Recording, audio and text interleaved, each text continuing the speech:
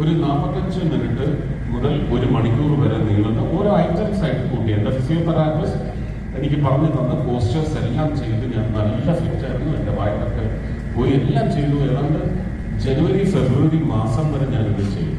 ജനുവരിയിൽ എനിക്ക് തോന്നുന്നു ഒരു പനി വന്ന സമയത്ത് 10 ദിവസം കിടപ്പിലായി പോയി. ആ സമയത്ത് ഇത് വിട്ടതിന് ശേഷം ഇതുവരെ ഞാൻ ചെയ്തിട്ടില്ല.